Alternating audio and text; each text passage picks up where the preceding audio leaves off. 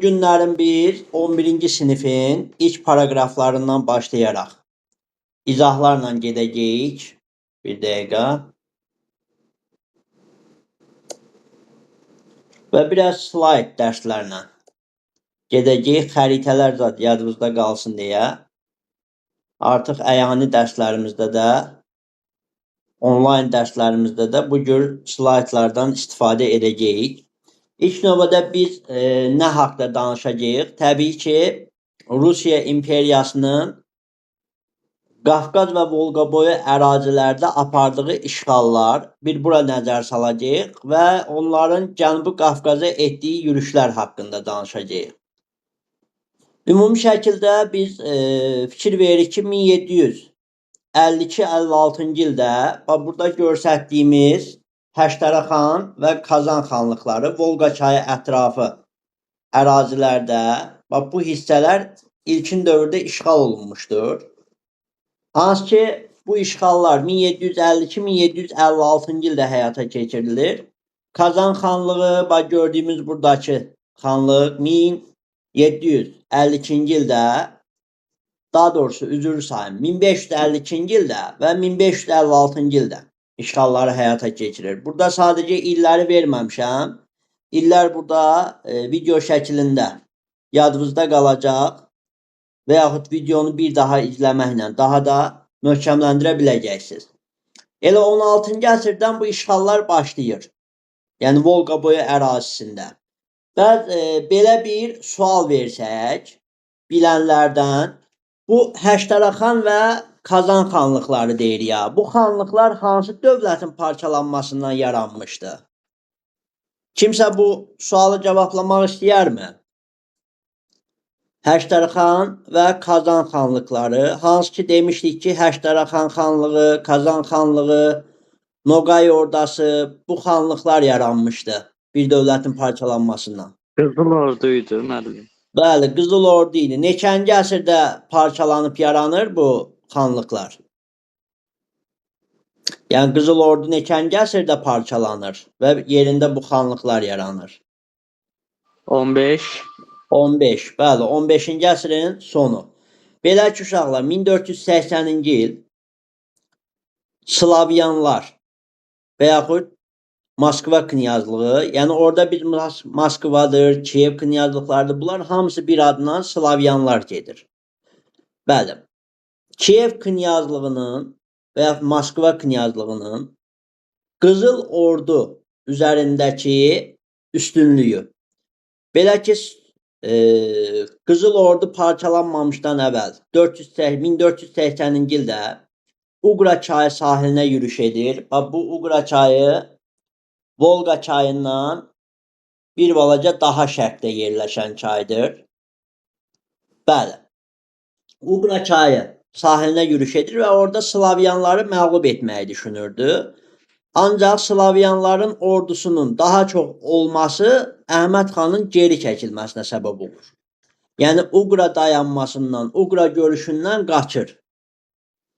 Onun nüfuzu aşağı düşdüyünə görə zaman-zaman dövlət zəifləyir, parçalanır və 15-ci əsrin sonunda Həştərəxan, Kazan, Noqay ordası və Krım xanlıqları yaranır 15-ci əsrin sonunda və Həştərəxanla Kazanı dediyimiz kimi 1552-də, Kazanı 1556-da isə Həştərəxan xanlığını yeni yaranmış Rusiya dövləti işğal edəcək. Yəni Rusiya dövlətinin yaranması necə baş verir? Bəs həmən o Uqra dayanmasından sonra 1480-ci ildə Slavyanlar güclənir və güclənərək başlayır bir araya gəlməyə, bir araya gəlib 15-ci əsrin sonunda Rusiya dövlətini yaradırlar. Bəli, beləliklə artıq Rusiya bir dövlət halına gəlir, kiçik-kiçik knyazlıqlardan böyük bir dövlət şəklində birləşir. Və sonra təbii ki, ətrafındakı əraziləri işğal etməyə başlayır. Bugünkü gündə də Avropanın Volqa çayının keçdiyi hissəsi Rusiyaya məxsusdur. Və bu ətrafda, məsəl üçün biz müasir tarix dövründə keçəndə bunlar haqqında, Rusiyanın tərkibindəki bəzi türk qurumları haqqında sizə məlumat verəcəyik. Bunlar öz yerində. Keçidarıq ikinci prosesdə Rusiyanın Cənubi Qafqaza yürüşləri haqqında danışmağa. Əslində Rusiya 17-ci əsrə qədər Cənubi Qafqaza, yəni indiki hal-hazırki bu Şimali Azərbaycan ərazisinə hərbi yolla müdaxilə edə bilməyib. Səbəb nə idi? Səbəb təbii ki, Səfəvi dövlətinin mövcudluğu. Dəniz Səfəvi dövlətinin yaranışını deyə bilərsən bizə? 101. Kim tərəfindən yaradılır? İsmail xan. Şah İsmail tərəfindən. Bəs nə vaxt süquta uğradılır? 1736-da. Leyla deyə bilərsənmi kim tərəfindən süquta uğradılır? Nadir xan. Nadir xan süquta uğradaraq özünü şah elan edəcək. Bəli. Bəli. Bəs Ləman, sən mənə deyə bilərsənmi? Ləman buradasan da sən? Bəli. Ləman deyə bilərsənmi? Bu Nadir xanın ölümü nə vaxtdır? 1747. Bəli, 1747-ci ildə Nadir xan ölür.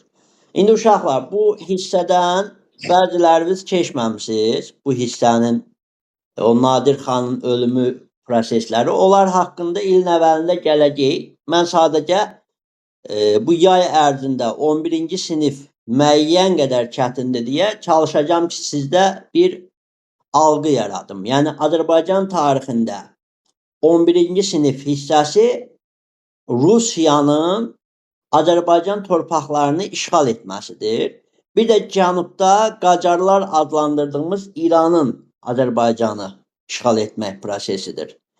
Yəni, bunlar arasında indi biz yavaş-yavaş danışa-danışa birinci Rus-Qacar müharibəsi, Azərbaycanı bölüşdürmək uğrunda olan birinci Rus-Qacar müharibəsinə doğru gedəcəyik. Sadəcə bu ilkin tərəflərdən bir anlayış gətirək. Eybi yoxdur. Bu hissə, birinci dərsimiz biraz uzun-uzadı olsa da tam başa düşmək lazımdır bu hissələri. Ümumi başa düşməyənlər, mütləq şəkildə bir əl qaldırıb geri dönüş etsin. Bu öz yerində. Biz Rusiya dövlətində 17-ci əsrə gəlsək, 17-ci əsrin özü daxil Rusiya bizə böyük şəkildə hərbi müdaxilə edə bilməyib. Bir dəfə cəhd eləyir, həmən cəhd nə vaxtdır? Baxın, bir ona baxaq. Qoyun biz bu tərəfdə bir profil də açaq qeydlərimiz üçün.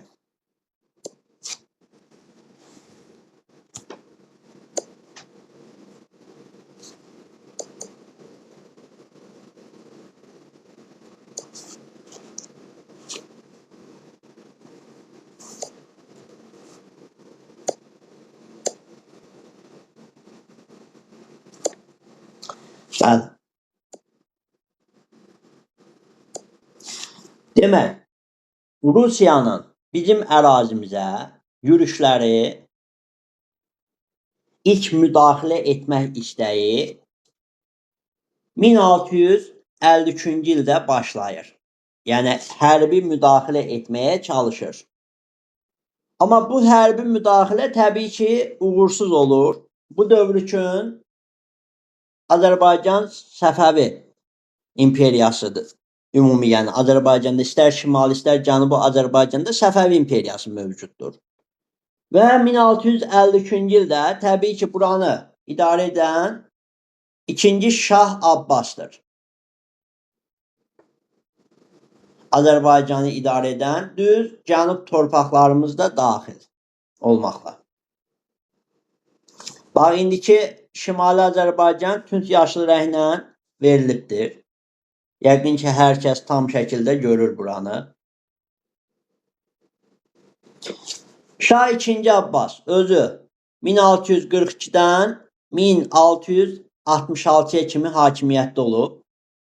Və nə baş verir? Rusiya müdaxilə etmək istəyir. Çünki Rusiyanın çoxdankı proses, çoxdankı planı Xəzəryanı əraziləri və ümumi şəkildə hal-hazırda gördüyümüz Şimali Azərbaycan torpaqlarını, indi yaşadığımız Şimali Azərbaycan torpaqlarını tutmaq idi məqsəd. Və bu məqsədi reallaşdırmaq üçün ilk hərbi addımı atır. Amma ilk hərbi addımı atanda görür ki, yox, Səfəviyə qarşı mübarizə aparmaq çətindir. Burada hardan qaynaqlanırdı? Çünki 16-cı əsrdə, daha doğrusu 15-ci əsrdə Qızıl Orduya qarşı gəlmişdir. Bəzi xanlıqları işğal eləmişdir. Elə bilir ki, gücü artıbdır və Səfəviyə qarşı müharibə apara bilər. Bunu bir dəfə yoxlayır və 1653-cü ildə görür ki, yox, Səfəviyə qarşı müharibə aparmaq mümkün olmayacaq. Və diqqət eləyin ən əsas bura. Bax, Qara dənizin şimal hissəsi. Bax. Qara dənizin şimal hissəsindən buradakı şimal hissədə bax, burada Terek çayı var. Hansı ki bir dəqiqə biz bunu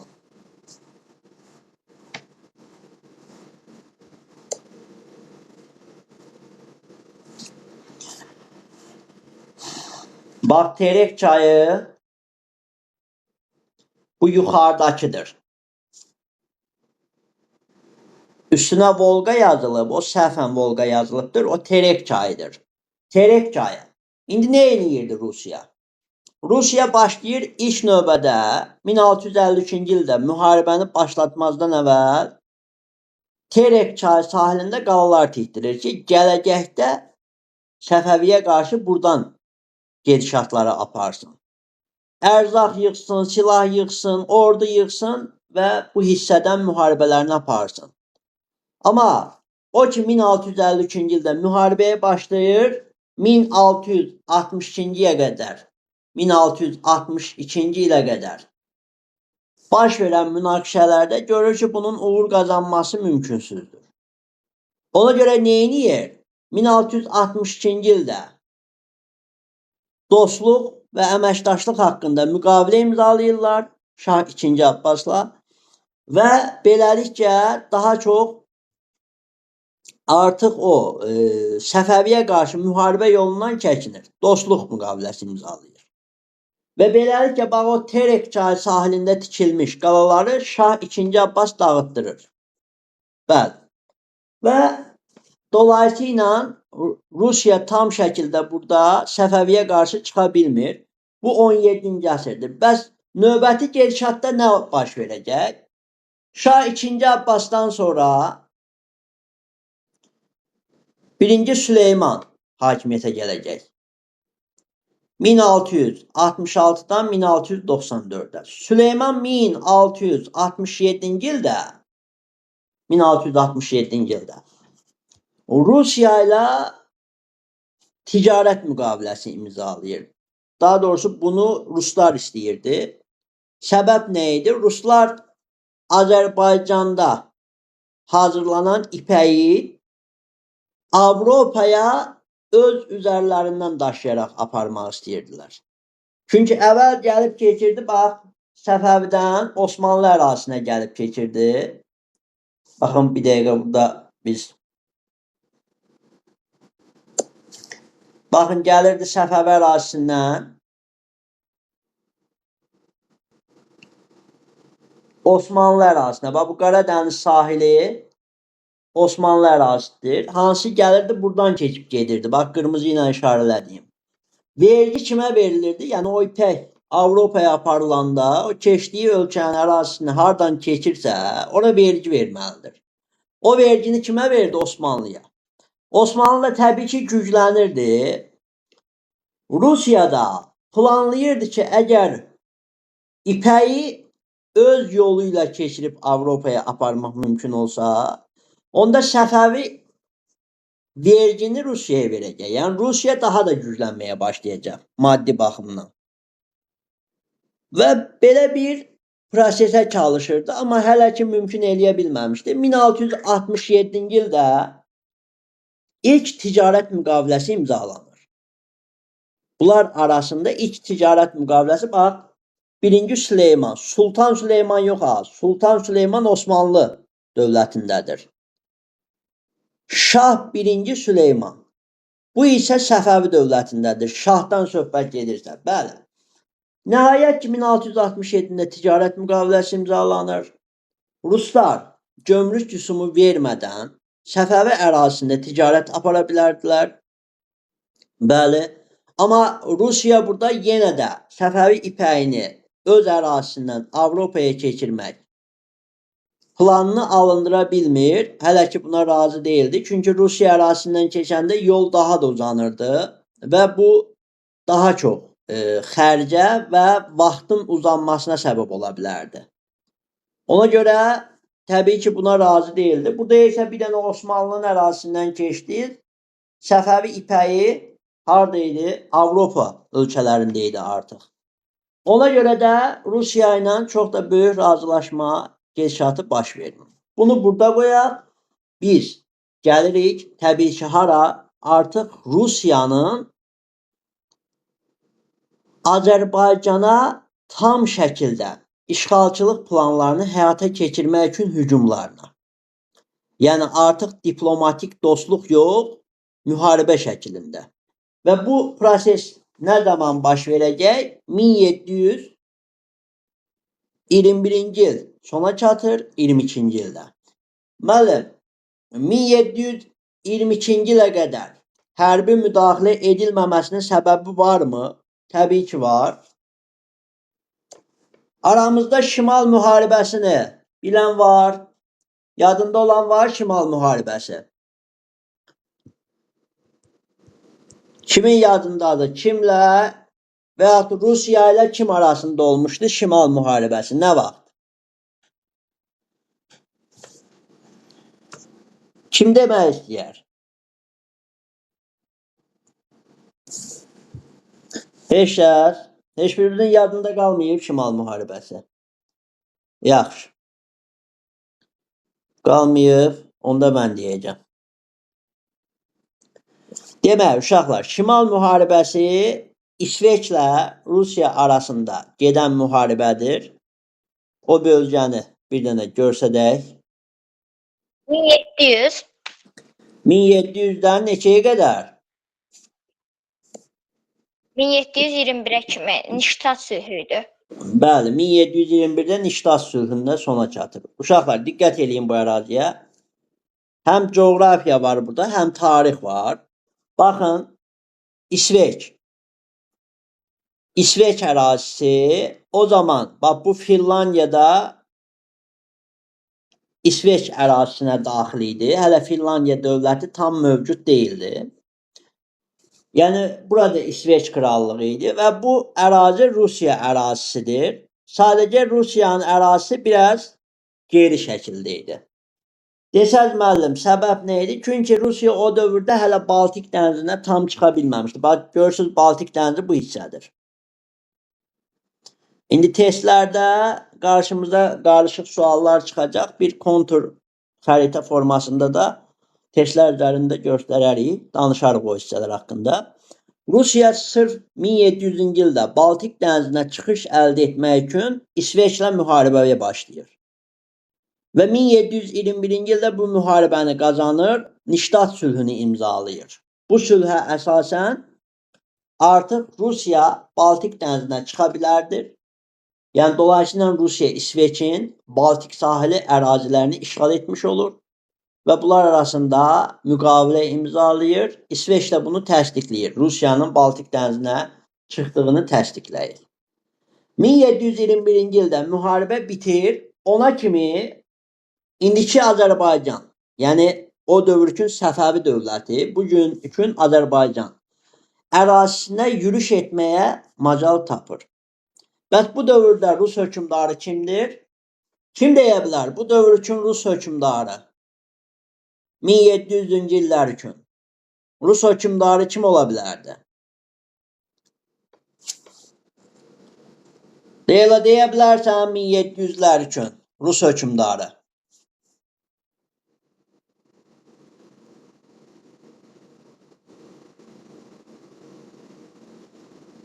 Yaddan çıxıb. Bəli. Yaxşı. Demək, yadınızda saxlayın.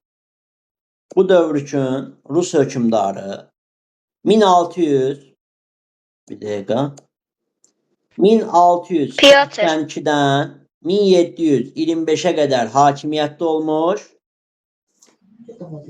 Birinci Pyotr. Bəli, Birinci birinci Pyotr. Pyotr. Birinci Pyotr idi. Uşaqlar, burada biraz sizə qarışıqlıq yarana bilər. Nə baxımdan? Əvvəl hissələri tam bilmədiyimizə görə. Sadəcə ilkin etapda yadda saxlamağa çalışın. Yəni, buralar zaten bir dəfə keçəcəyik. Burada heç olmasa ən azından müəyyən şeylər yadda qalmalı ki, biz inşallah başlayanda gələcəkdə dərslərimizi tam gedə bilək. Yəni, bu hissənin üstündən bir neçə dəfə keçib tam möhkəmlənə bilək. Əsas da olimpiyadaçılarımız. Ləman, Leyla, Dəniz. Siz bu il olimpiyadaya qoşulasınız. Zeynəb, Əbülfəz qoşulmayıb. Mənim. Buradadır, burada. Deyən ayrı-ayrı qoşulmamışsınız. Bir yerdə qoşulmuşsunuz, eləmi? Bəli. Qulaq asa bilirmi? Bəli. Baxacam ha sən. Sual cavab olacaq ha sən. Tənbəlləşməmisən ki bu aralar. Xeyr, müəllim. Baxacaq indi. Demək, bu öz yerində. Pyotr. Bəs mənə kim deyə bilər? Pyotoru belə deyək də, Pyotr uşaq vaxtı hakimiyyətə gəlir. Pyotoru yerinə dövləti qəyyum kimi idarə edən bir nəfər var idi. Bacısı Sofiya. Bəli, bacısı Sofiya idi. Neçənci ilə kimi bacısı Sofiya idarə edir dövləti?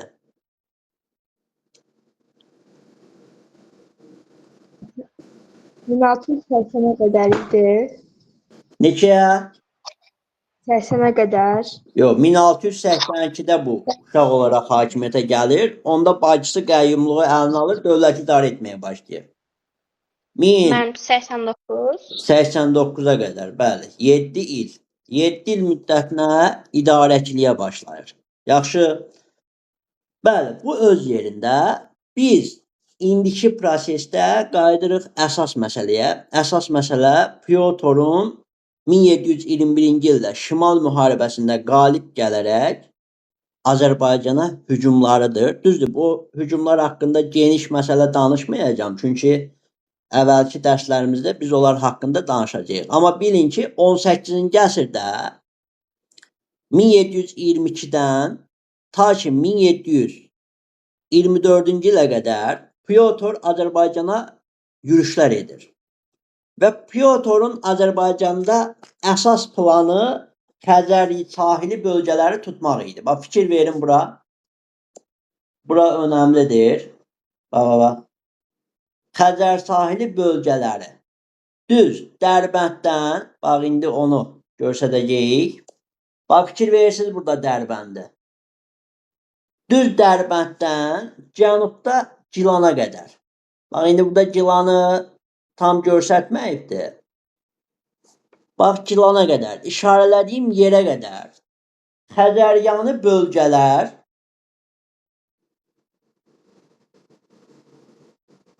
Rusiyanın tərkibinə keçməlidir. Yəni, Pyotrun əsas planıdır.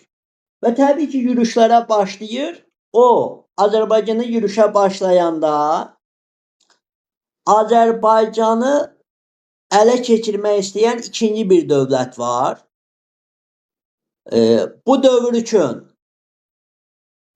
Dəniz, mənə deyə bilərsənmi? Və yaxud Murad, sizlə deyəsən keçməmişdik bu hissəni. Nadir Şahın ölümü keçməmişik, eləmi Murad sizlə? 1747. Hə, o hissəni sizlə keçmişik. Belə deyək. Dəniz, mənə deyə bilərsənmi? Evet. Rusiya indiki Azərbaycana yürüş edən zaman, bax, indiki Azərbaycana yürüş edən zaman, eyni zamanda Azərbaycanı tutmaq istəyən dövlət hansı idi bu dövr üçün? Osmanlı. Osmanlı dövləti idi, bəli. Ona görə biz baxırıq ki, Osmanlının da hücumları var Azərbaycana. və Rusiya ilə mövqeyi üst-üstə düşürdü. Bəs bunlar arasında bir müqavilə imzalanacaq. Azərbaycanı bölüşdürmək uğrunda. O neçənci ildə idi? Bax, Azərbaycan Xəzəryanı bölgələr Rusiyanın, digər bölgələr isə verilir təbii ki, kimin tərkibinə? Osmanlının tərkibinə. Bu hansı müqavilə idi? Leyla, deyə bilərsən? Müəllim, 1724 İstanbul. Bəli, 1724 İstanbul. Biraz çətin hissələrdir, amma çalışın yadda saxlayasınız. İndi gələn ildən tam şəkildə. Bu videonu çəkməkdə məqsəd odur ki, belə qeydlər yazdırmayacağım tez-tez. Sadəcə videonu atacağım, videodan qeydlər çıxartmağa çalışın. İllərdir, danışdığım proseslərdir. Başa düşmədin, sualı ver. Testi işləyəndə zaten testin üzərində də möhkəmlənəcəyik. Bu öz yerində. Eyni zamanda da sual cavablarımızı davam etdirəcəyik möhkəmlənmək üçün.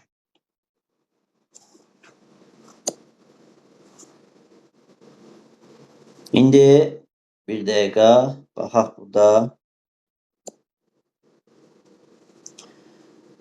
Bax, 1724. Bəli, Rusiya ilə Osmanlı arasında müqavilə imzalanır.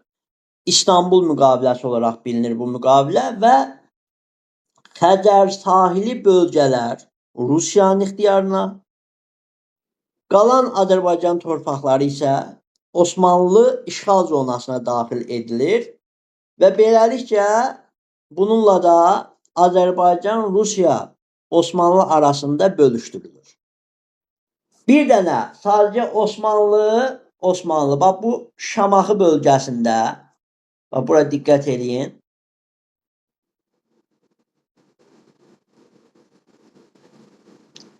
Demək, bir dənə Osmanlı bax bu Şamaxı bölgəsində ordu saxlaya bilməzdi.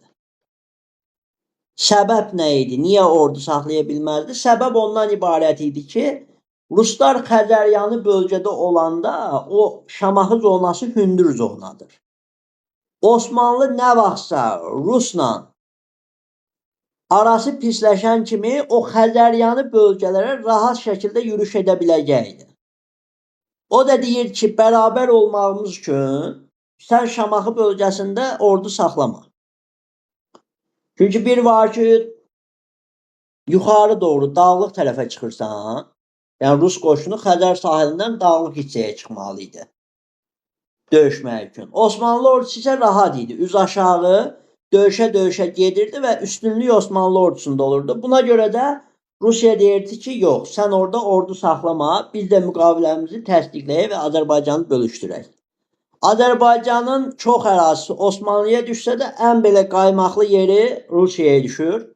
Çünki o Xəzəryanı bölgələr neft, qaz ehtiyatları ilə dolu idi. Rusiyaya da bu proses lazım idi zaten. Bəli, bu öz yerində.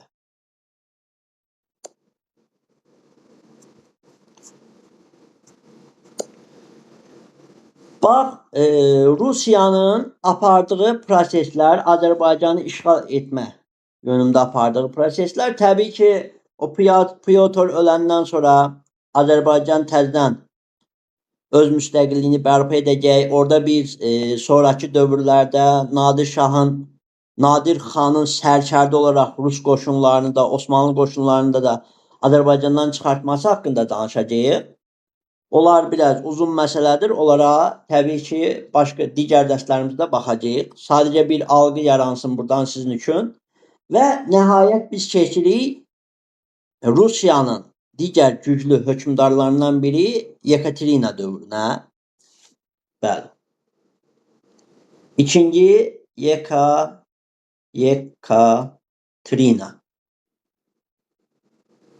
Yekaterina'nın hakimiyyətini Ləman deyə bilərsən? Mən yox, hakimiyyət yadımda deyil. Yadında, kimin yadındadır? 85 neçə şeydir?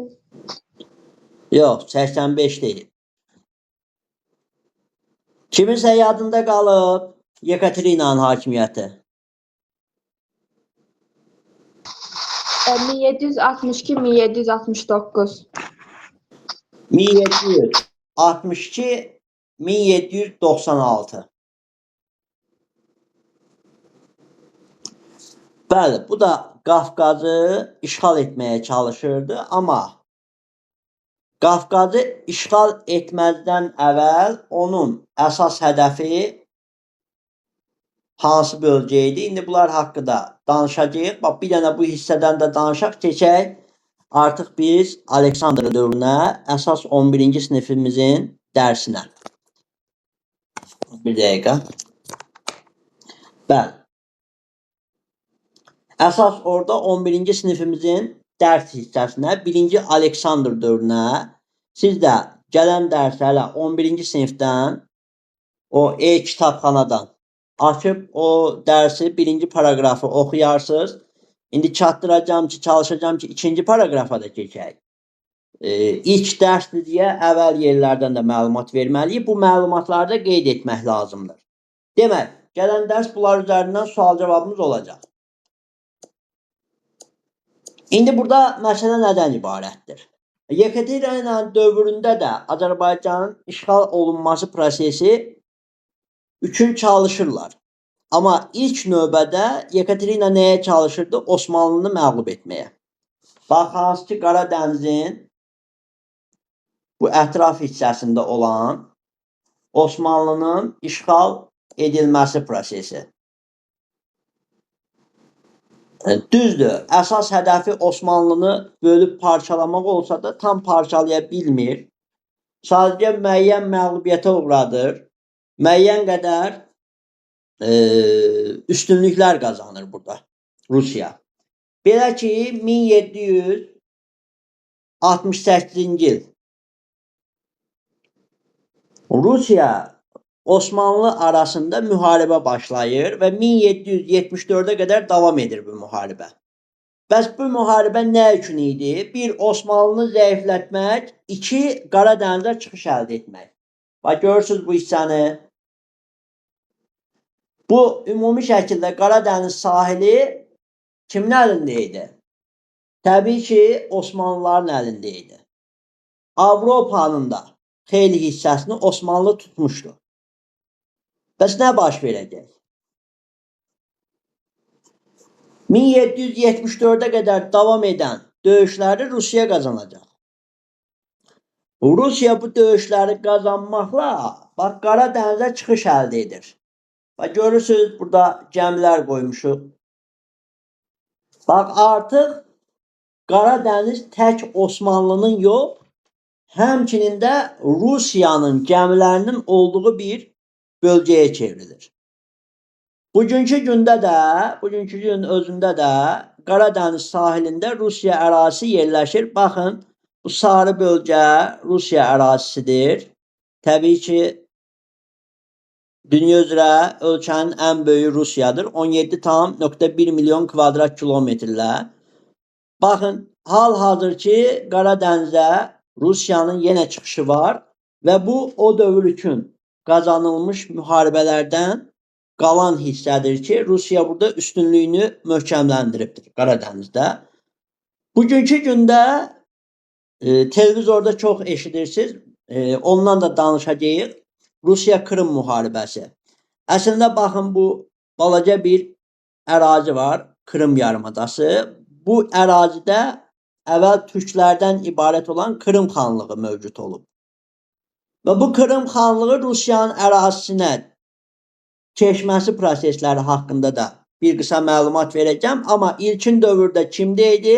Osmanlıda. Bəli. Osmanlıda idi və 1774-cü ildə imzalanan Kiçik Qaynarca sülhünə əsasən, Kiçik Qaynarca, bu sülhdə Rusiya ilə Osmanlı arasında imzalanır. 1774. Nəsə soruşmaq istəyən var? Varsa deyin. 1774 Osmanlı Rusiya arasında kiçik qaynarca sülhü. Kiçik qaynarca. İndi bu sülhün şərtləri nə idi? Birinci növbədə Rusiya deyirdi ki, sən baba bu göstərdiyim Krım xanlığına müstəqillik ver. Öz növbəsində müharibəni qazanmışdı deyə Rusiya Qara dənizə çıxış əldə edir. Qara dəniz ətrafında bu bölgələri tutur. Bəli. Və Osmanlıya deyir ki, sən bu Krım xanlığına müstəqillik ver. Bəs neyinə lazım idi Rusiyanın? Yəni özü işğal etmir. Sadəcə deyir ki, sən müstəqillik ver. Səbəb nə idi? Niyə? Səbəb o idi ki, əgər Rusiya gələcəkdə Krım üzərinə yürüş etmək istəsə, Krımı tutmaq istəsə, o Osmanlının tərkibindədirsə, Osmanlı ilə müharibəyə düşəcəkdi. Məsəl üçün, belə deyək də onu. Tutaq ki, Leylanın özünə aid 5 sotluq torpağı var. Bir də ona birləşik 3 sotluqda əlavə torpaq var. Bəli. İndi burada tutaq ki, Dəniz Leylanın o 3 sotluq torpağı üzərinə yürüş etsə, avtomatik müharibə çıxacaq. Dənizlə Leyla arasında. Düzdür? Amma məsələn, Leyla 3 sotluq torpağa müstəqillik verib, başqasına satsa, artıq belə deyək də, onlar arasında müharibə çıxmayacaq. Çünki həmən torpaq artıq müstəqilləşib. Leylaya aid deyil. Bəli. Rusiya da bunu etmişdi. Rusiya da deyirdi ki, sən bu Krıma, bura üstünə yazıram, Krım ərazisinə müstəqillik ver. Osmanlı da məcbur, məğlub olmuş deyə bu müstəqilliyi verir. Bu müstəqilliyi verir, zaman keçir. Bax, bu müharibədən 9 il sonra 1783-cü ildə Rusiya hərəkət edir və o Krımı da tutur. Krımı tutanda Osmanlı ilk dövr qayıdır, deyir ki, bəs necə oldu da bizim müqaviləmiz var idi. Mən Krıma müstəqillik verməmişdim ki, sən gəlib Krımı tutasan. Ona görə Osmanlı həmən ildə hücum eləyə bilmir Rusiya üzərinə ki, Krımı geri qaytarsın. Bəs nə edir? Öz ordusunu gücləndirir 4 il boyu. 1787-ci ildən 1791-ci ildə Rusiya ilə müharibəyə başlayır. Və burada da Osmanlı məğlub olur. Aralarında 1791-ci ildə Yassı sülhü imzalanır. Və bu Yassı sülhünə əsasən artıq bax 1791-ci il Osmanlı ilə Rusiya arasındakı Yassı sülhünə əsasən 1. Osmanlı Rusiyanın Qara dənizə çıxışını tam təsdiqləyir. Bax bu hissələr buranı uzaqlaşdıraq. Osmanlı Rusiyanın Cənubi Qafqazı, yəni Azərbaycan bölgəsini işğal etdiyini təsdiqləyir. Osmanlı bax bu Şərqi Gürcüstan ərazisinin Rusiyaya aidliyini təsdiqləyir və ən əsası əvvəllər öz torpağı olmuş Krım bölgəsinin Rusiyaya aidliyini təsdiqləməyə məcbur qalacaq. Və beləliklə Yekaterina burada üstünlük qazanacaq. 1791-ci ildə bu prosesdən sonra zaman artıq görür ki, Osmanlı artıq müharibə aparacaq gücdə deyil. Ondan sonra başlayır Azərbaycan ərazisini tam şəkildə işğal etmək üçün yürüşlərə.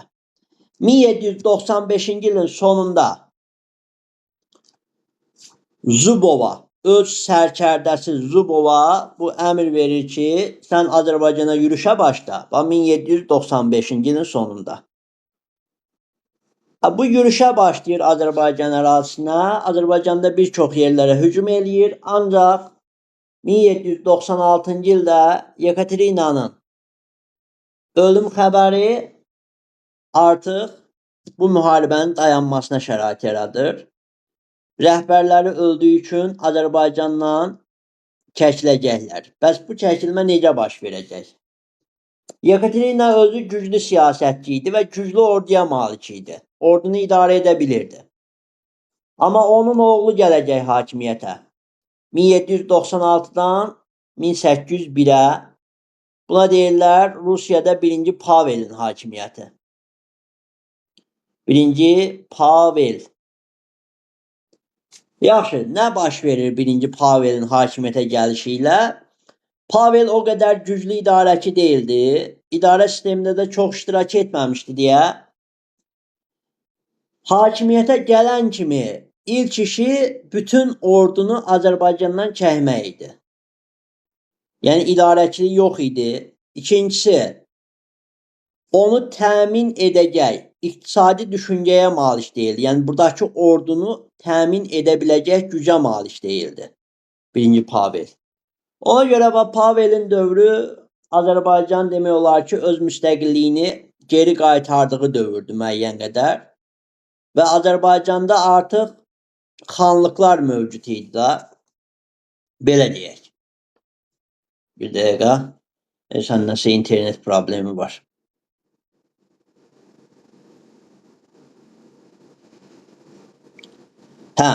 Azərbaycanda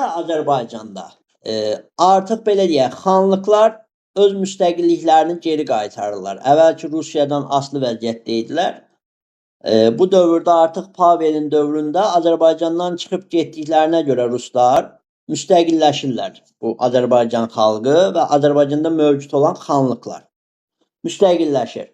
Xanlıqlar da Səfəvi dövləti yox, Əfşar dövlətinin parçalanması zamanı yaranmışdır 1747-ci ildə. Azərbaycan ərazisi xanlıqlara parçalanmışdır və hər xanlığın özünə uyğun xanı var idi. Onlar haqqında ətraflı danışacağıq. Bu öz yerində. Yaxşı, biz əsas keçirik 19-cu əsr Azərbaycana yürüşlər və Rus 1-ci Aleksandrın Azərbaycana yürüşləri.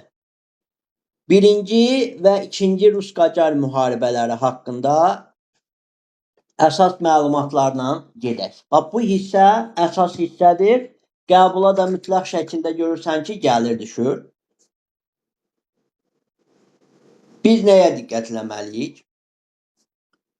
Burada 19-cu əsrin əvvəllərində Şimali Azərbaycan xanlıqlarının işğalı və qarşıda gördüyümüz həmən şəxs 1-ci Aleksandrın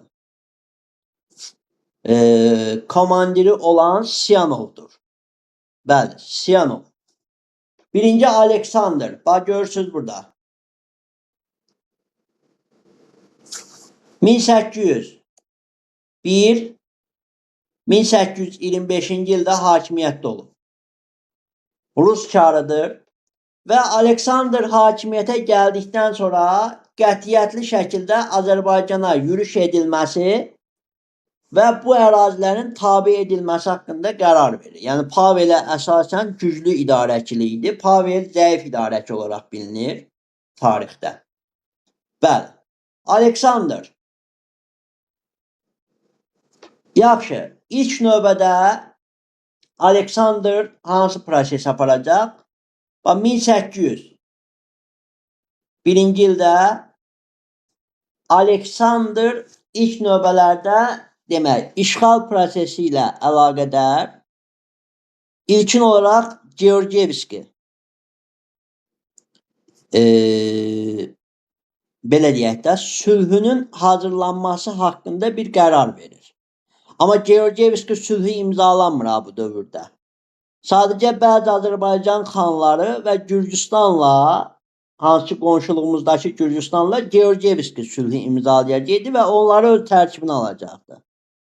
İlk növbədə 1801-ci ildə işi qonşuluğumuzdakı Gürcüstan ərazisini, bayaqlarım göstərdiyimiz, qoy oranı ayrı işarəliyim, bir siz görəsiz.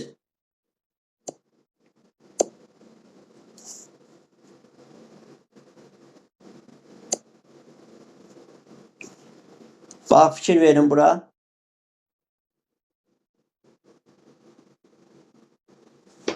Bu Gürcüstan bölgəsini tam şəkildə özünə tabi etmək idi və 1801-ci ildə gələrək bu ərazini özünə tabi edəcək.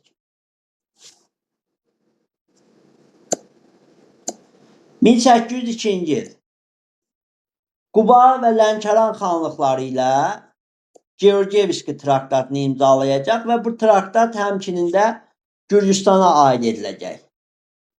Bayaqlarım danışdığım bu yazısı müqaviləsidir 1791-ci ildə.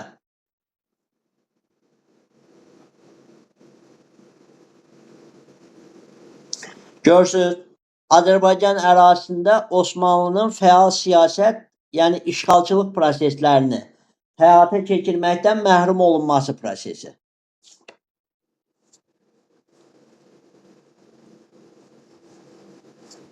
Burada ikinci bir tərəf, yeni bir tərəf yaranacaq artıq. Osmanlı artıq Azərbaycanı işğal etmə planlarından geri durur.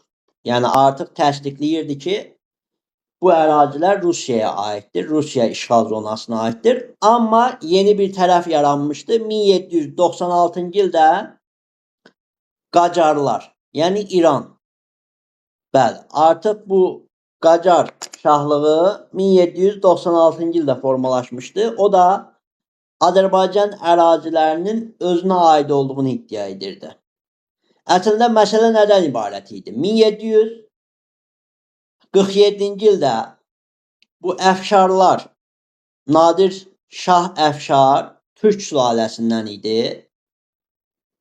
Sonraki dövrdə bu əfşarlardan hakimiyyəti devralan 1796-cı ildə Qacarlar olacaq. Qacarlar da türkdür. Amma zaman keçdikcə bu Qacarlar hakimiyyəti ələ verəcək və hakimiyyəti farslar alacaq. Ona görə 1796-cı ildə formalaşan yeni Qacar dövlətini həm də İran dövləti olaraq adlandırırdılar. Çünki Türk hakimiyyətini farslar ələ keçirəcək burada, Cənubi Azərbaycanda və şimalın da özlərinin olduğu iddiası prosesi yaranacaq. Əslində o dövr üçün belə idi. Niyə? Çünki Qacarlar türk idi. O dövr üçün, bəli, Qacarlar türk xalqı olaraq bilinirdi tam şəkildə. Farslaşma prosesi zad ələ getməmişdi. İndi Qacarlar da müdaxilə eləməyə başlayır. Artıq Rusiya ilə Qacarlar arasında münaqişələr yaranmağa başlayır Şimali Azərbaycan uğrunda. Bəli. Və beləliklə 1802-ci ildə artıq Rusiya, Gürcüstan, Quba və Lənkəranla bu xanlıqlarla Georgiyevski müqaviləsini imzalayır. Bax. Quba ərazisini bu hissədə görsədək. Bax, bura Quba xanlığı. Lənkəran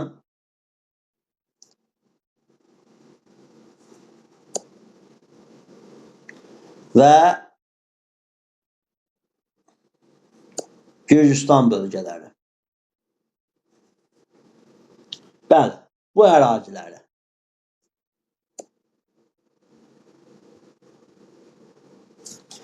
(1802-ci ildə burayla Georgiyevski müqaviləsi bağlayır və bu ərazilər Rusiyadan asılı vəziyyətə düşəcək.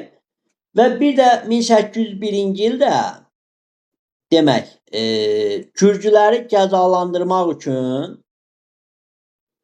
bax, buradakı görünən Borçalı, bir dəqiqə bunları işarələyək sizin üçün. Bax, Borçalı, sonra bunun aşağısında var Şəmşəddil sultanlıqları Bax bura Şəmşəddil, Borçalı, Qazax sultanlıqlarını götürəcək bu hissədən, Gürcüstanın əlindən, hansı ki əvvəl düzdür, bu Azərbaycan ərazisində idi, verəcək, daha doğrusu Rusiyanın tabeçiliyinə keçirəcək. Gürcüstanın əlindən alacaq. Desəz, niyə Gürcüstanın əlindən alacaq? Çünki Gürcüstan 90-cı illərdə Rusiyaya qarşı sədaqətsizlik göstərir. Rusiyanın işğalından imtina edir, belə deyək də, asılılıqdan imtina edəcək. Ona görə başlayır Gürcüstana qarşı belə bir mənfi hərəkətlər aparmağa və Borçalı, Şəmşəddil, Qazax sultanlıqlarını götürəcək, Rusiyanın himayəsinə keçirəcək. Amma 1802-ci ildə də təzədən Gürcüstanla Georgiyevski traktat, Georgiyevski müqaviləsi imzalayacaq. Eyni zamanda burada işarələdiyim, bax bu hissə yaddan çıxmasın. Lənkəran, bax yuxarı tərəf Qubadır, aşağı tərəf Lənkəran. Bunlarla Georgiyevski müqaviləsi imzalayacaq və könüllü şəkildə bunlar Rusiyadan asılılığı qəbul edəcək. Bəli, könüllü şəkildə Rusiyadan asılılıq qəbul olunacaq. Artıq zaman çatır 1803-cü il. Azərbaycanı işğal etmə yolunda ən mütərəqqi məntəqələrdən birinin işğalı prosesini həyata keçirəcəklər. Bu ərazi haradır? Bax bu ərazimiz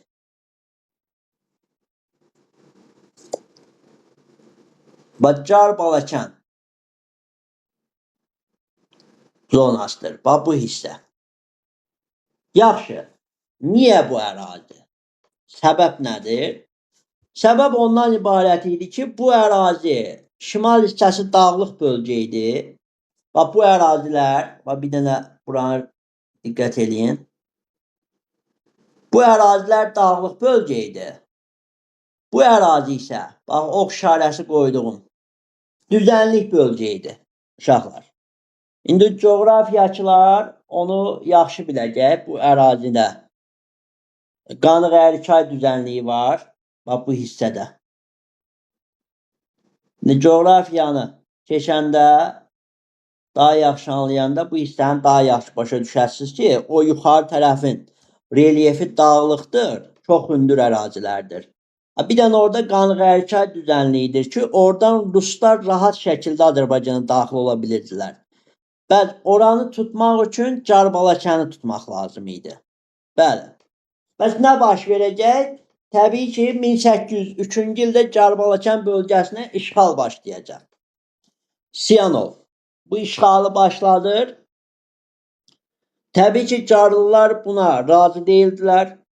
Mart ayının sonuna qədər mübarizələr davam edir. Burada yenə Rusların rəhbəri Siyanov idi. Pavel Siyanov. 1-ci Aleksandrın ən yaxın adamı, komandan idi.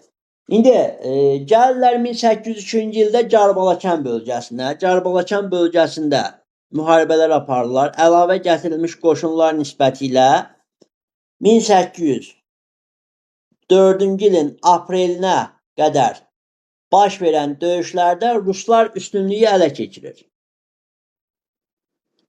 Və Car Balakən ərazisinin daxili müstəqilliyi saxlanılmaqla asılı vəziyyətə düşür. Rusiyadan asılı vəziyyətə düşür. Bir var ki, məsəl üçün, ərazi olaraq mövcuddur. Həmən ərazini öz hökmdarları, Carlılar, Balakənlilər idarə edir. Amma sadəcə asılıdır da. Məsəl üçün, bu sabahlarım gedib Quba ilə dostluq eləyə bilməz. Eləsə belə Rusiyaya deməlidir. Bu gedib sabah xarici dövlətlə və ya Osmanlı ilə dostluq eləyə bilməz. Əgər eləsə Rusiyadan icazə almalıdır. Rusiyanın icazəsi varsa eləyir, icazəsi yoxdursa mümkün deyil. Yəni xarici müstəqilliyin əldən çıxır. Elə bir belə düşünək, belə düşünək. Zeynəblə Əbülfəz dostdur. Zeynəb Əbülfəzi işğal eləyir. Hə Zeynəb. Hə, bu nə deməkdir? Məsəl üçün Zeynəb deyir ki, sərbəst şəkildə sən özünlə məşğul ola bilərsən. Qardaşıdır Zeynəbin Əbülfəz. Hə, məşğul ola bilərsən. Sadəcə sənin dostlarını xaricdən kimlə əlaqə saxlayırsan, sənin dostlarını mən seçəcəm. Yəni bu nə deməkdir? Xarici müstəqilliyi əlindən alıb özündən asılı vəziyyətə salmaq. Bax budur məsələ. Və həmin proses baş verir. Bunlar arasında Car Balakənlilərlə Ruslar arasında 1804 aprel ayında antlı öhdəlik imzalanır. Bax bunu da bura qeyd edirəm şərtləri haqqında. Bir danışacağım bunun. 1804-ün aprelində buna biz deyirik antlı öhdəlik. Bəli. Bu antlı öhdəliyin əsas şərtləri nədən ibarət idi? Yenə deyirəm, Car Balakən cəmaatlığı ilə Rusiya arasında baş verib bu müqavilə. Adı da antlı öhdəlik adlanır. Rusiya qarşısına hansı şərtlər qoyurdu? 1. Məndən asılısan, daxili müstəqilliyimi saxlayıram. 2. İpəklə xərac ödənilməlidir. Desəz müəllim, niyə ipəklə? İpək o dövrün Avropada ən baha qiymətə satılan parçalarından biridir. Bəli. Elə bir ki, qızıl qiymətində düşünün. Yəni onu da imkanlı adamlar alıb geyinirdi. Çox baha qiymətə satılırdı. Bəli. İpək verilməlidir. Bir də deyirdi ki, siz yenidən baş qaldırmayasınız deyə, üsyan etməyəsiniz deyə. Hər ailədən mənə girovlar göndərməlisiniz. Əgər nə vaxtsa üsyan etmək istəsəz, mən o girovları öldürəcəm. Və belə bir qarşıda şərtlər var idi. Amma 1804-cü ildə çevirək. Bax görürsünüz buranı. Görürsünüz 1803, 1804. Xəritənin yuxarı hissəsi Car Balakən bölgəsi. Amma 1804-cü ildə Carlılar yenə Ruslara qarşı çıxacaq.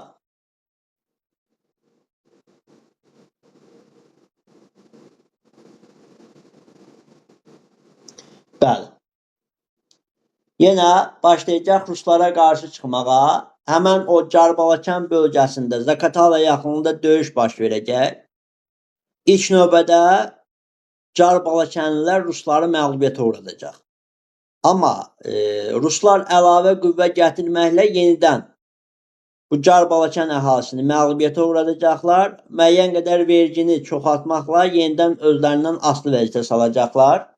Beləliklə Car Balakən 1804-cü ildə 2 dəfə Ruslardan asılı vəziyyətə salınır. Yaxşı, bu bölgələr işğal olundu. Bəs növbəti mərhələ harada idi? Rusiya. Təbii ki, etap-etap Azərbaycanı işğal edə-edə getməlidir. Tam işğalı başa çatdırmalıdır. Bu proses 1804-cü ildə başlayır. Bəli, 1804-cü ildə artıq belə deyək, Rusiya hücuma başlayır Gəncə xanlığı üzərinə. Əslində tam şəkildə 1804 tutulmasıdır. Başlanğıc belədir. Car Balakən tutulandan sonra 1803-cü ilin sonu, yəni dekabrı Gəncə üzərinə yürüş edir. Qoyun biz Gəncəyə orada baxaq. Bax görürsünüz Gəncə xanlığı. Bax fikir verin bura.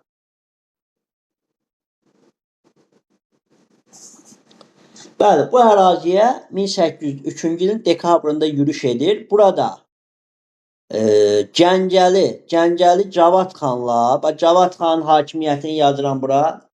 1785-1804. Cavad xan Gəncə xanlığının son xanıdır.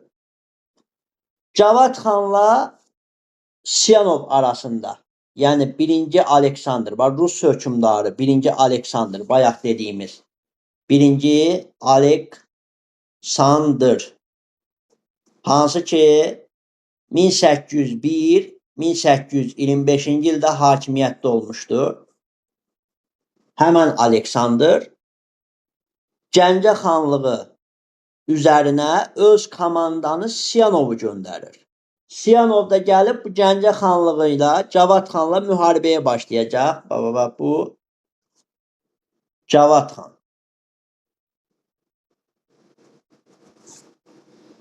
Və nə baş verir? 1803-cü ilin dekabrında bunlar arasında Gəncə yaxınlığında və bu hissədə Quruqovu adlanan yerdə döyüş baş verir. Quruqovu döyüşü. Kim qazanır bu döyüşü? Təbii ki, bu döyüşü ilk olaraq qazanacaq Ruslar. Nə qədər bunlara məlumat göndərsələr də ki, siz təslim olun, yəni Siyanov Cavad xana məlumat göndərir ki, siz təslim olun, bizdən asılılığı qəbul edin. Cavad xan bunu rədd edir və döyüşə hazırlaşır. 1804-cü ilin yanvar ayında 3-dən 4-ünə keçən gecə müharibə baş verir. Özdə oruçluq günü olur həmən bu müharibə.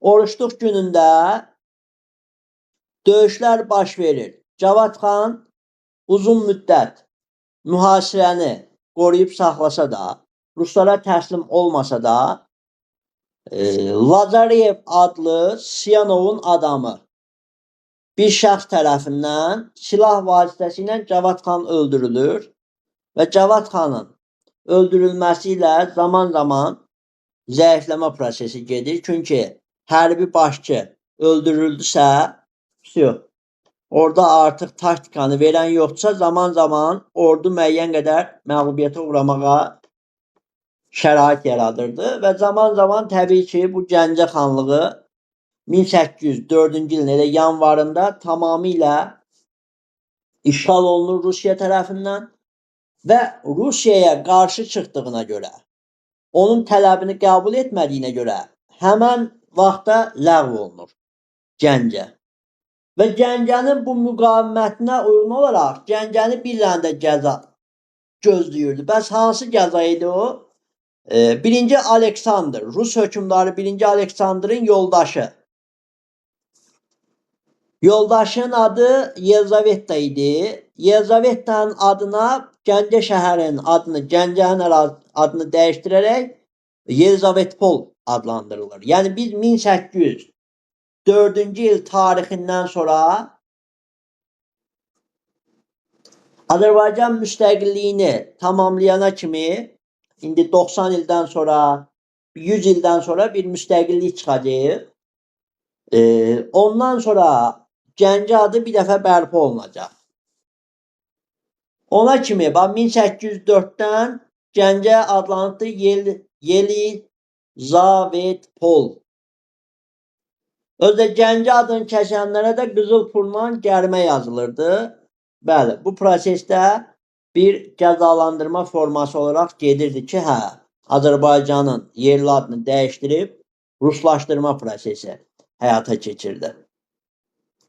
Yaxşı, Gəncənin tutulması Rus-Qacar müharibəsini başlanmasına səbəb oldu mu? Bəli, oldu.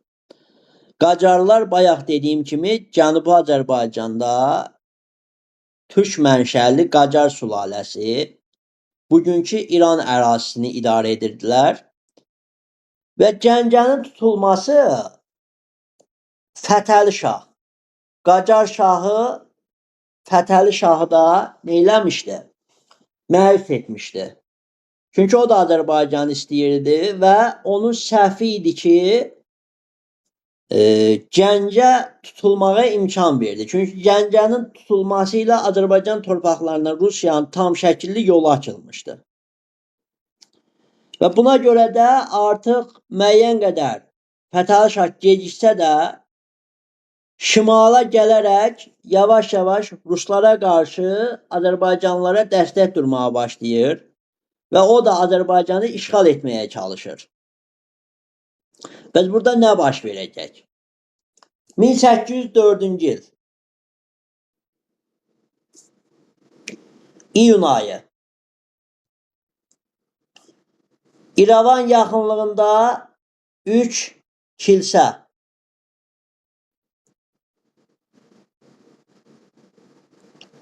3 kilsə döyüşü baş verəcək. Bəs bu döyüşdə kimlər qazanacaq?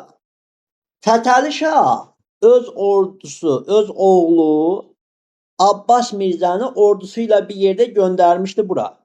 İrəvana dəstək üçün. Həmən İrəvan yaxınlığında 3 kilsə döyüşündə, baxın bir dəqiqə.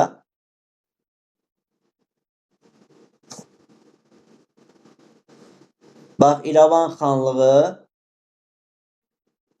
ərazisində 3 kilsə bölgəsindəki döyüş. Bu döyüşdə artıq nə baş verəcək? Abbas Mirzə İrəvan xanına dəstək göstərəcək, İrəvan xanı Rus qoşunlarını məğlubiyyətə uğradacaq. Bəli. Bununla biz görürük ki, 1804-cü ilin iyununda, yəni Gəncə xanlığı işğal edildikdən sonra artıq burada gedişat başlayır. Hansı gedişat başlayacaq? Təbii ki, Rus-Qacar arasındakı müharibə.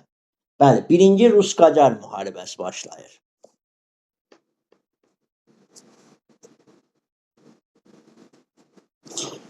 Bax, 1804-cü ilin iyunundan 1813-cü ilin oktyabrına qədər davam edən Rus-Qacar müharibəsi baş verir. Və Rus-Qacar müharibəsinin iyun ayında ilk döyüşü yenə dediyim kimi 3 kilsə döyüşüdür.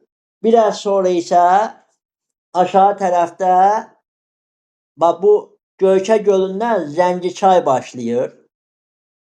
Bu Zəngiçay başlayaraq Naxçıvan xanlığının ərazisindən keçərək Araza tökülür. Həmən bu Zəngiçay üzərində burada Qəmərli kəndi var idi ki, 1804-cü ildə Qəmərli kəndinin də demək hansı ayda olacaq? Sentyabr ayında. 1804-cü ilin sentyabrında Qəmərli döyüşü baş verir. Burada da Rus qoşunları məğlub olur və geri çəkilməli olurlar. Bəs hara hücum eləyəcəklər? Bax, İrəvan bölgəsini və Naxçıvan bölgəsini ümumi şəkildə işğal edə bilmədilər Ruslar. Bəs bundan sonra hara hücum edəcəklər? Təbii ki, Qarabağ bölgəsinə. Bax, burada İrəvan xanı ilə Gəncə xanı Cavad xanın qəti şəkildə Rusiyanın tabeçiliyinə keçmək haqqında imtinası, rəddi görsənir ki, yəni bu nə deməkdir? Yəni İrəvan da plus Gəncə xanlığı da Rusiyadan asılılığı qəbul etmirdilər. Tamamilə rədd edirdilər ki, yəni biz Rusiyayı asılılığı qəbul etməyəcəyik, mübarizə aparacağıq və bunu bütün xanlıqlara bildirsələr də, digər xanlıqlar Azərbaycanlı olsalar da, Azərbaycan ərazisində özlərinə xanlıq qursalar da, bir yerə gəlmirdilər. Hərəsi öz xanlığını gücləndirib böyük dövlət qurmağa çalışırdılar. Amma yenə də bilirdilər ki, Rusa qarşı mübarizə apara bilməzlər. Yəni bunların o dövr üçün ən ağıllı seçimi ola bilərdi ki, Ruslara qarşı birləşsinlər. Amma bunu təbii ki etmirlər. Ona görə də problem yaranır. Hansı problem yaranır? Təbii ki yavaş-yavaş bunları işğal edirlər. Orada Gəncə xanlığını işğal edirlər, amma İrəvan xanlığına Abbas Mirzə, yəni Qacarlar köməyə gəlir. Orada Naxçıvan xanlığı da həmən bu İrəvan xanına təbii ki dəstək göstərəcək. Və bu Gəncə ərazisi tutulduqdan sonra, Gəncə xanlığı zad tutulduqdan sonra orada Pənbəş bölgəsində yaşayan harsa 600-dən çox Türk xalqını İrəvan xanı öz ərazisinə köçürür. Və deyir ki, Rusların işğalında qalmaqdansa gəlin bizim ərazimizdə biz türklərlə bir yerdə yaşayın. Bəli. Və bu proses başlayır. Dolayısıyla Gəncə xanlığının işğalı ilə və Gərbalakənin işğalı ilə avtomatik şəkildə Azərbaycan torpaqlarının işğalı başlayır. Gəncə xanlığının işğalı isə Rus-Qacar müharibəsinin başlanması üçün səbəb olur və ilk döyüşdə 1804-cü ildəki 3 kilsə döyüşüdür. Bax, yenə təkrarlayıram, yaddan çıxmasın. 3 kilsə döyüşü. Bax, bunlar yaddan çıxmasın. İndi birinci Rus-Qacar müharibəsi ilə bitirəcəm. Bax, burada məsələ nədən ibarətdir? Məsələ burada, məsələn, Azərbaycan xanlıqlarının birliyi olmaması məsələsi irəli sürülür. Bax, burada məsəl üçün orada İrəvan xanı və digər xanları göstərmişik. Gəncəli Cavad xan, məsələn, Rusa qarşı idi. İrəvan xanı Rusa qarşı idi. Naxçıvan xanı Rusa qarşı idi. Amma indi qabaqçı prosesdə Qarabağ, Şəki xanları, onlar Rusa qarşı idimi? Xeyr. Nə baş verir burada? Davam eləyək və baxaq. Bax, burada İrəvan xanı hələ müharibə başlamamışdan əvvəl, o 3 kilsə yaxınlığında, İrəvan xanı bir məlumat göndərmişdi Rusiyaya ki, bu Pənbəş bölgəsi, hansı ki oranı işğal eləmişsiniz, o Pənbəş bölgəsi bizə aiddir, yəni Azərbaycanlara aiddir. Oranın geri verilməsini tələb etmişdi. Və təbii ki, buna qarşı bir rədd cavabı gəlmişdir, qəbul olunmamışdır Rusiya tərəfindən. Burada da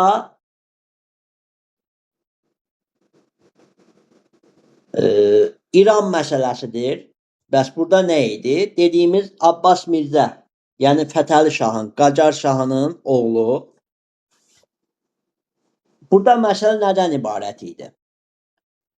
Biz ta ki 1801-ci ildə görürük ki, bu ingilislərlə, bu Malcolm ingilisdir, İngilis sərkərdəsidir. O, Qacarlarla müqavilə imzalayırdı. Dostluq, əməkdaşlıq müqaviləsi. Bəs nəyə görə imzalayırdı? Çünki Rusiya böyük imperiyaya çevrilirdi. Və Hindistan bölgəsi, burada Hindistan bölgəsini görsədək sizə. Bax, Hindistan bölgəsi bu idi. Rusiyada bura. Rusiya Mərkəzi Asiyanı işğal edib, keçib Hindistanı işğal eləmək istəyirdi. Hindistan isə o dövr üçün İngiltərəyə məxsusdur. Bəli, İngiltərə burada bir çox əraziləri ələ keçirmişdi və təbii ki, İngiltərə istəməzdi ki, bu əraziləri Rusiya ələ keçirsin. Bunun üçün, bax, İran Qacara dəstək dururdu. Desəz, müəllim, nə dəxlisi var? Bu, buradan keçib, Mərkəzi Asiyadan, Çin zadı keçib, işğal eləyərdi da. Məsələ elədir ki, bax, burada coğrafi bir ərazi. Dünyanın ən böyük dağları, Himalay. 8848 metr olan Everest zirvəsi yerləşir. Rusiyanın o dövrdə vertolyotu yox, qırıcı təyyarəsi yox ki, bu bölgədən keçsin, bu boyda hündür bölgədən. O boyda ordunu hərəkət etdirmək lazımdır. Onun arxası ilə ərzaq gəlməlidir. O boyda dağlığa çıxmalıdır, Hindistan tərəfi aşmalıdır. İngiltərə qorxur ki, Rusiya güclənər, bu ərazini işğal edər. Ona görə nə edirdi? O bilirdi ki, Rusiya əgər Hindistanı işğal eləmək planına başlasa, bax buradan İran, Qacarın üzərindən keçib gələcək. Bax sarı, yuxarı Azərbaycan, Azərbaycanı işğal elədi, İranı işğal elədi, keçəcək Hindistana. Ona görə bu Böyük Britaniya, yəni İngiltərə, bax buradakı İranı gücləndirirdi.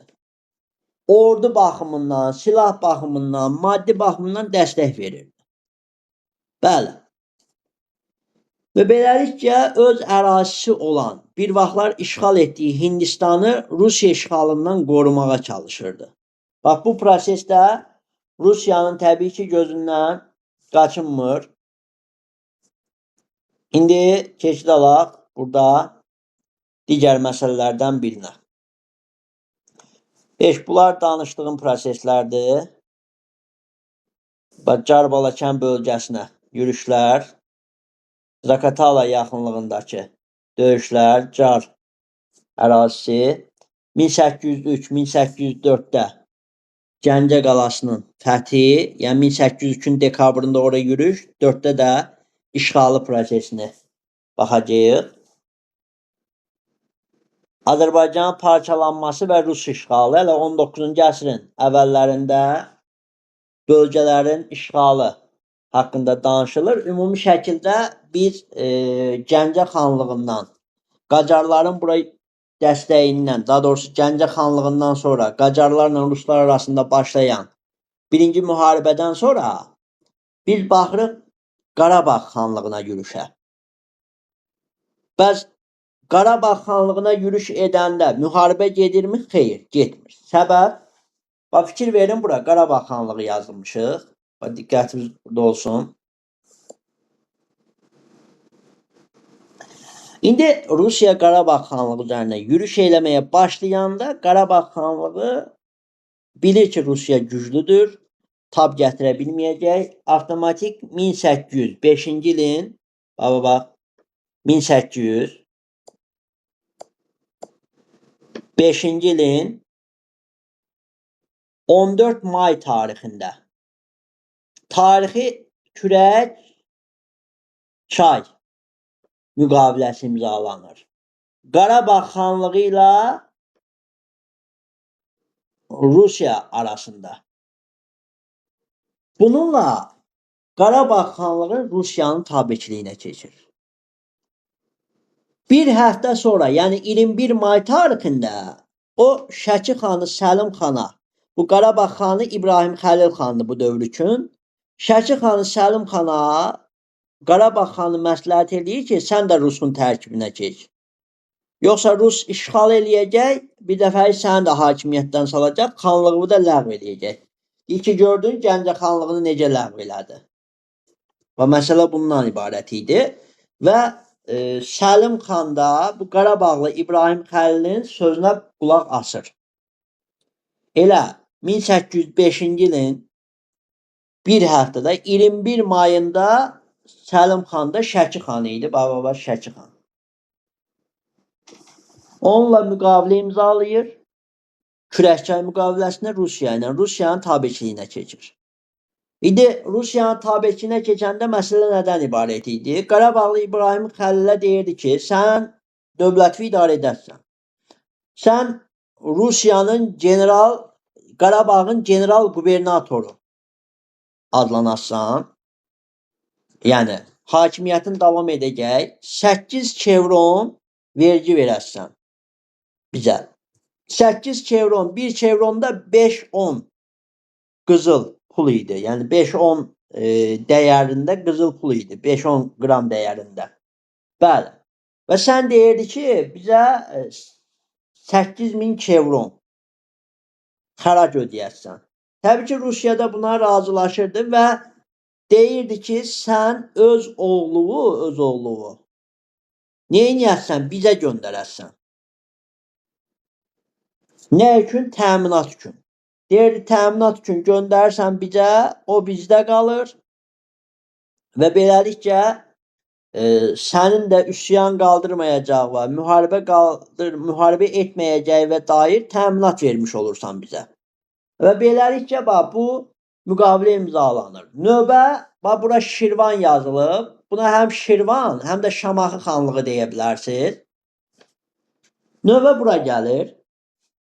Bu əraziyə çatanda artıq Şamaxı xanı qayıdır deyir ki, yox. Araya müəyyən şərtlər qoyur. Deyir, mən sizin tabeçiliyinizi qəbul edərəm. Amma necə? Deyir ki, Siz mənə bütün Azərbaycanı birləşdirib verirsiniz. Biraz müddət mən idarə edirəm, sonra keçirəm sizin tabeçiliyinizə. Və bunu nə ilə əsaslandırırdı? Deyirdi ki, mənim vaxtı ilə babalarım Şirvanşahlar dövlətini idarə edib. Şirvanşahlar dövlətində bizə Ləman deyir yaranmasına. 861. Bəli, 861. Dəniz, bəs nə vaxt süquta uğramışdı? 1538. Hansı dövlət tərəfindən Leyla? Səfəvi. Bəli, Səfəvi tərəfindən. Murad, 1538-də Səfəvidə hansı hökmdar idi? Neçənci ildə? 1538 Murad desin görək yadındadır. Ya müəllim yadımda deyil. Yaxşı, 1538-də Dəniz Səfəvidə hansı hökmdardı? Təhmasib. Hakimiyyət illərində görək Təhmasibin. 1524-1576. Bəli, 1524-1576. Afərin qızım. Bu il siz mütləq olimpiyadaya girməlisiniz inşallah. Oldu mu? Bu el yerində. Bax uşaqlar. Şamaxı xanlığı da mübarizə aparır və deyir ki, yox. Bunu edin, verin. Mənim ata-babalarım o boyda Şirvanşahları idarə edib. O boyda yarım əsrdən artıq, 500 ildən artıq dövlət idarə ediblər. Və bunu siz mənim üçün edin ki, mən sabahlarım rahat şəkildə sizdən asılılığı qəbul edim. Təbii ki, bunu Rusiya qəbullanmır. Və 1805-ci ilin dekabrında Şamaxıda Fit dağı var. Fit. Həmən o Fit dağında